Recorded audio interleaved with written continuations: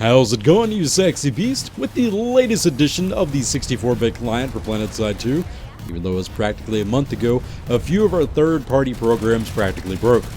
This being the likes of the Mumble Crosshair overlay, the FOV Fix, and even Recursion stat tracker. But Recursion did come out with an even cooler updated version of their stat tracker, so go ahead and update it because it's freaking awesome. Anyway, the sole purpose of this video is primarily to get the field of view fix back into working order, as the 74-degree vertical field of view is often too low for me and easily gives me a headache during extended play sessions. Also, the Mumble Crosshair overlay seems to be totally borked for me, and I'll give you guys another alternative to using it. For whatever reason, I was not able to get it to work on either the 32-bit or 64-bit clients of PlanetSide 2. And just as a heads up, make sure to check the description of the video. Everything discussed here, including programs, downloads, or anything else, is linked there for your convenience. Anyway, in order to get the FOV fix to work for PlanetSide 2 at all, we'll have to revert back to the 32-bit client. If your operating system is a 32-bit version already, you have nothing to worry about.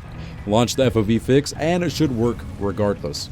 If you're using a 64-bit operating system, which is becoming the norm nowadays, we'll have to do some tinkering with our game files. But whoa! Drathamus tinkering with game files? Oh my god, hackspand please! No, we're just renaming an executable file, and that's it. Calm your panties. Anyway, navigate to your PlanetSide 2 installation. Since I have mine installed through Steam, it's located under my hard drive, Steam, Steam Apps, Common, PlanetSide 2. Go ahead and launch the PlanetSide 2 launcher like you were to normally start your game, and then delete the PlanetSide 2 exe file and rename the PlanetSide 2 _x86 exe file back to PlanetSide2.exe. This essentially tricks the launcher into thinking you're running the normal 64-bit client of your game, but in actuality it's launching the 32-bit client. Go ahead and click the big old trusty play button on the launcher, and voila! Your FOV fix should be operational, as well as your Mumble Crosshair overlay. Keep in mind that you will have to do this every time you launch your game, as the launcher will re-download and replace your renamed exe files. This is the only workaround until Kestrel updates the FOV fix or an alternative is created. And if you are retarded like I am, and for whatever reason your Mumble Crosshair won't work, I've actually found an alternative. Thanks to Zakiel29 from the Hawken forums, he set up another way to use a crosshair overlay with the use of PlayClaw, a program that's essentially like Fraps or MSI Afterburner. I've linked a reference to his original post on the Hawken forums in the description below if you wish to use PlayClaw to get a crosshair in-game. As I don't like to plagiarize, please give him all the props for coming up and discovering this. Anyway, how do we do this? Well, download and install PlayClaw and set it to trial once you run it. Once it's opened up, click on Overlays, select Image, and click Enable Overlay. Choose your image path, in which I've got a few personal crosshairs posted in the description below if you wish to use them.